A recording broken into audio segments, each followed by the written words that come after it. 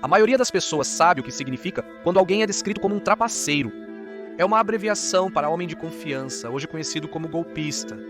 Pessoas que usam engano, astúcia e mentiras para seus próprios fins. O golpe normalmente envolve ganância e é uma forma de fraudar alguém para obter seu dinheiro. Apesar de associarmos golpes com telefones e tecnologia moderna, eles existem há séculos. Vamos retornar à Idade Média e conhecer alguns desses vigaristas. Lá encontraremos um falso príncipe amaldiçoado, inspetores governamentais duvidosos e padeiros desonestos. Bem-vindo à loucura medieval.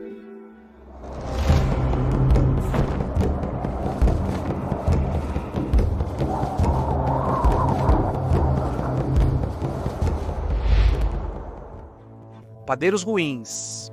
É um fato bem conhecido que os medievais comiam muito pão, então os padeiros precisavam assar muito pão para manter seus clientes felizes. No século XIII, na Inglaterra medieval, leis foram criadas para regulamentar o peso, preço e qualidade do pão e da cerveja.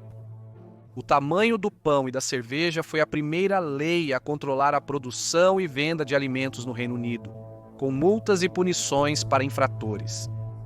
Era necessário que todos pudessem comprar pão, e como o preço tinha que ser mantido constante, o peso de um pão seria ajustado. O peso do pão era reduzido quando o preço do grão aumentava. Isso significava que muitos padeiros desonestos tentariam enganar clientes adicionando coisas para fazer o pão pesar mais. Às vezes eles adicionavam coisas como giz ou até mesmo terra. Em 1388, John Gibb, um padeiro de Londres, foi além e adicionou ferro ao seu pão. Alguns padeiros mudavam-se para fora da cidade e enviavam servos para entregar os lotes de pão, evitando serem pegos. Um oficial foi registrado dizendo que, cito, esses padeiros fraudulentos que conduzem seus negócios secretamente estão se escondendo como raposas. Em 1327, o padeiro John Bird inventou um golpe inteligente. Em sua loja, como outras na cidade, as pessoas podiam fazer seu próprio pão. Elas traziam sua própria massa, que seria colocada em uma tábua para a preparação. Os medievais, sendo muito higiênicos, inseriam uma pequena armadilha na tábua de modelar para capturar ratos e camundongos. Sob a mesa, uma pequena área com portas se abriria e capturaria o rato. Na loja do John, um de seus servos se escondia secretamente embaixo da mesa, beliscando pequenas quantidades de massa pelas portinhas. Esses pedaços foram se acumulando, até que o servo foi pego com uma grande quantidade de massa. O vereador e o prefeito lançaram uma investigação que revelou haver mais 9 padeiros, incluindo 2 mulheres, cometendo esse tipo de fraude em Londres. Os beliscadores de massa foram presos e julgados. Todas as tábuas de moldar foram destruídas e os criminosos foram levados ao pelourinho, onde tiveram a massa pendurada em seus pescoços, sendo publicamente humilhados e deixados à mercê das multidões. Foram avisados de que, se fossem pegos cometendo o delito novamente, seriam exilados da cidade. Absolutamente louco, outros golpistas também estavam atuando em Londres.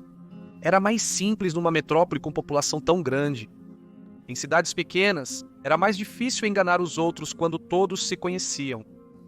Nesses locais, os trapaceiros geralmente eram forasteiros. Em 1316, Alan Le Soper vendia o que pareciam ser panelas de latão na cidade.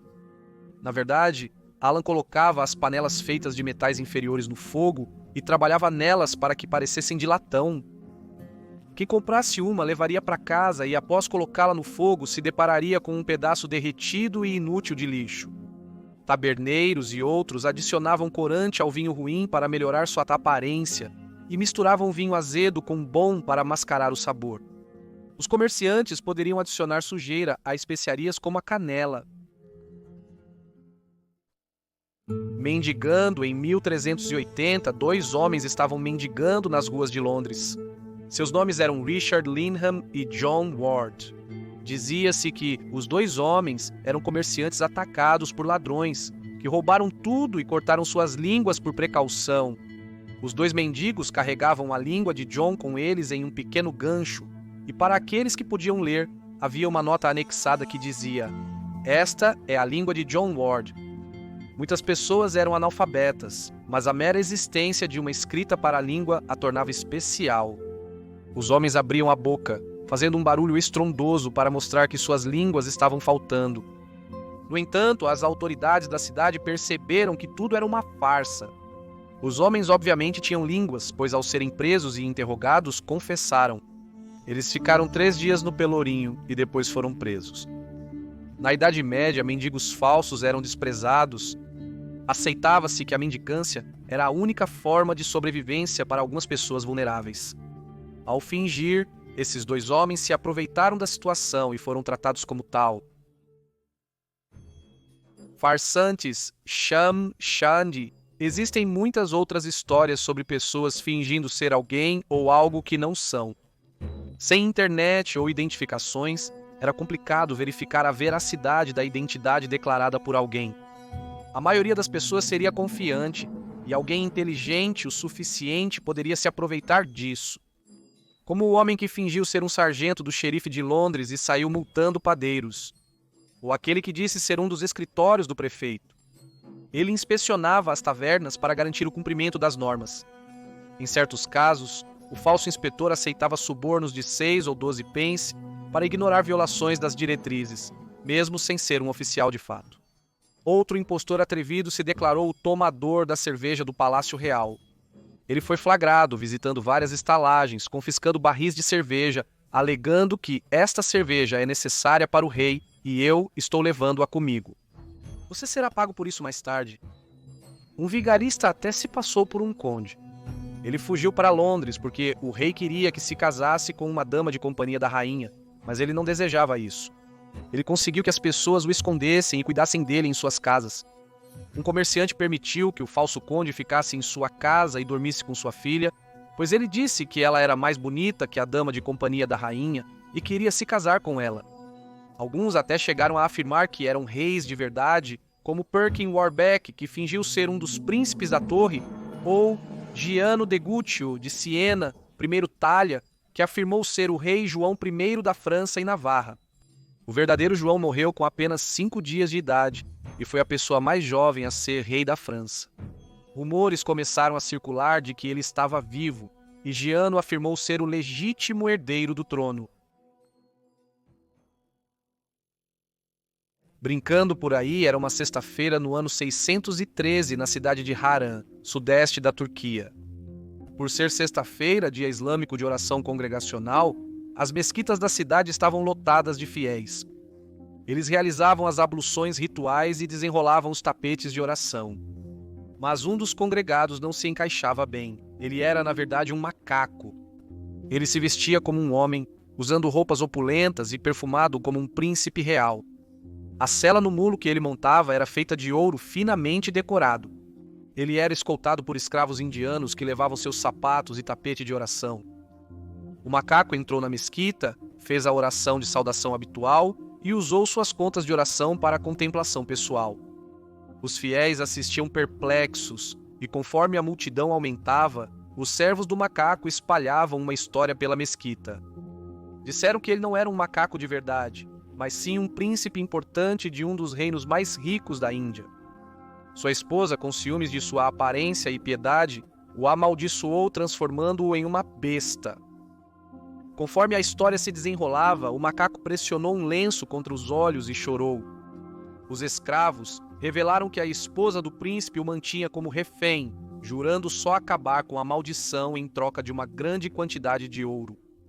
Foi certamente uma sorte, então, que os reis da Índia quase haviam reunido a grande quantidade, embora precisassem de um pouco mais. Não seria ótimo se o povo de Harran doasse parte de seu dinheiro para ajudar o virtuoso príncipe neste dia sagrado, em troca das bênçãos de Alá? O golpe funcionou, e o macaco principesco e seus seguidores devotos fugiram com uma pequena fortuna. Mas eles não foram enganados por um companheiro de viagem para Harran al-Jalbari, que percebeu que o suposto príncipe amaldiçoado era apenas um macaco bem treinado. Essa história foi posteriormente narrada no livro de Al-Jalbari, atualmente conhecido como o Livro dos Charlatões. Dizia-se que foi escrito a pedido de Hakan al-Din, um governante turcomano. Nele, Al-Jalbari, que era um estudioso e explorador de Damasco, Síria, expôs a fraude que ele havia visto praticada por alquimistas e cambistas. Ele descreveu os alquimistas como citação, conhecendo 300 maneiras de fazer tolos, e zombou deles dizendo que alguém que soubesse realmente transformar metal base em ouro jamais contaria um segredo tão lucrativo. Al-Jabari demonstrava amplo conhecimento em diversas áreas, como medicina, astrologia e geomancia, evidente em suas descrições precisas de fórmulas e alusões. O livro é muito agradável, com histórias de salteadores vigorosos e falsos santos que fingiam ter auréolas com redes de cabelo cheias de vagalumes. Homens tentam se passar por curandeiros ao cobrir seus ajudantes com uma mistura de ingredientes como mandrágora, alho poró e vitríolo verde, e depois os banhando em água quente para simular uma cura. Há instruções sobre como forjar um mapa do tesouro antigo, fazer uma cabeça decepada falar ou fabricar especiarias e joias falsas. Ninguém gostaria de ser vítima de um golpe, mas é divertido saber que eles existem há centenas de anos e só podemos imaginar que nunca seríamos tão facilmente enganados. Deixe-me saber nos comentários se você acha que isso é verdade ou não. Obrigado por assistir. Até semana que vem. Saúde!